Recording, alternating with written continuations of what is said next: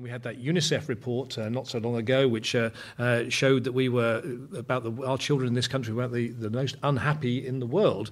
Fewer people in England like school than in Wales and Scotland, so that's an interesting one. I don't quite what we're doing there. And so there are all these lessons in social and emotional skills and so on. Okay, I have to say, children are not fooled by this. My children call PSHE feelings, and what did you do? So we did feelings.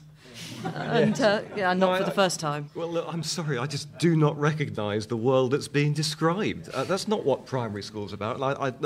Dr. Hayes, I'd love to see your evidence base for what you've just said, because it has no resonance at all with primary schools that I visit on a frequent basis. Sheila, what about well-being and SEAL?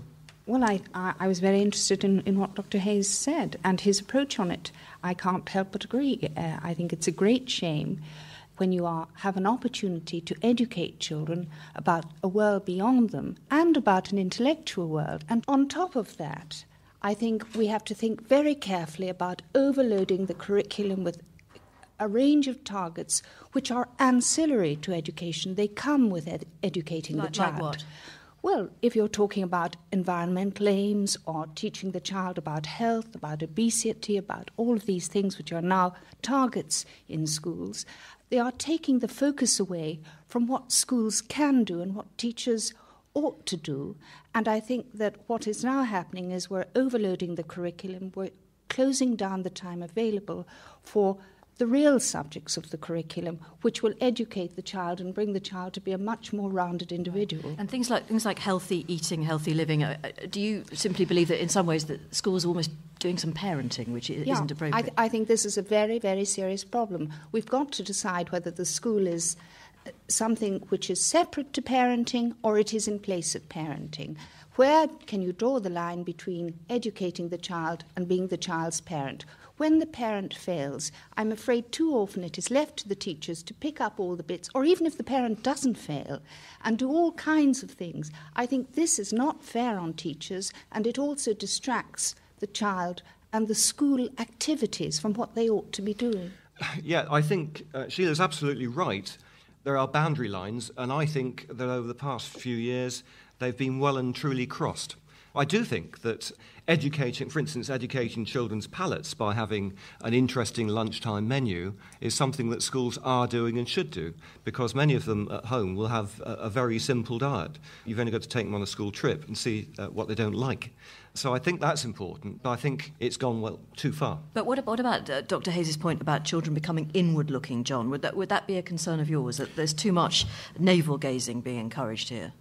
Well, it can obviously go too far, but I can't see, apart from that, what is wrong with it. In fact, there's everything to be said for it. If, again, you're looking at education not starting from the traditional view of that there are these subjects and they've got to be learnt, but from, well, what are we about? Are we concerned with children's well-being? Well, if we're concerned with children's well-being, well, there's certain kind of necessary conditions for that.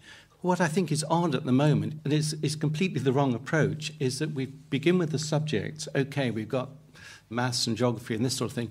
OK, well, there's also other things, aren't there, is to do with the children's well-being. Well, let's add well-being as another subject.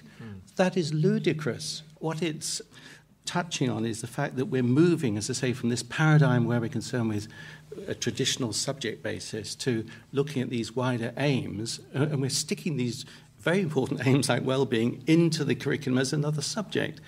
It's a cockeyed way of doing it. Thank you. Now, as Mike Baker mentioned right at the start of the programme, the wide-ranging Cambridge Primary Review, led by Professor Robin Alexander, is going to be published very shortly. It's a thumping great tome, that one. The Rose Review recommendations are supposed to be implemented in September of 2011.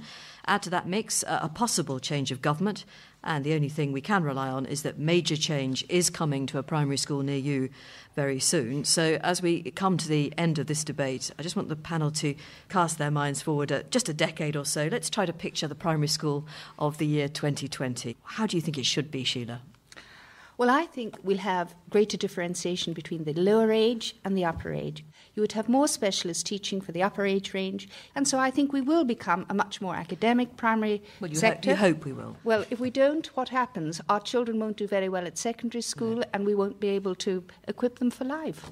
Thank you. John? I'd like to see them less enthralled to traditional assumptions, more kind of imaginative, freer of control by government to devise the curricula they think most appropriate for their aims. If we're interested in children becoming responsible citizens of a democracy, then I'd like to see a shift from traditional hierarchies where they still exist among staff and between staff and children towards more democratic structures. Thank you very much. Mick? One of the things I was really proud about in the Teaching Awards, the Sustainable Schools Award, were primary schools that were described as hotbeds of environmental radicalism. And I'd like to see that as part of the curriculum. I'd like to see all our primary schools as hotbeds of environmental radicalism. Steve, any thoughts on schools, hotbeds or otherwise? You know, I wouldn't be at all surprised if schools looked very little different. Rows of pegs with names, lots of paintings on the wall. Still although smell. Possibly slightly more reliable interactive whiteboards. That's Mike? Well, I think if you think of the Victorian school, we had those high windows so you couldn't look out and concentrate on your copper plate writing. By the 1960s, we had schools with big, low windows so they could experience the world. I think the schools of the future, will have lots of laptops and palm tops given out to children, so it'll be a different sort of windows. Mike, thank you very much. I'd like to thank the panel for taking part this evening, of course. Mike Baker, Mick Brooks, Dr. Sheila Lawlor, John White and Steve Punt. And thanks as well to the Institute of Education for hosting this debate. And, of course, thanks to the Radio 4 listeners who emailed and called in with their comments and questions. And, of course, to you, the audience, thank you very much for coming this evening. Have a good night.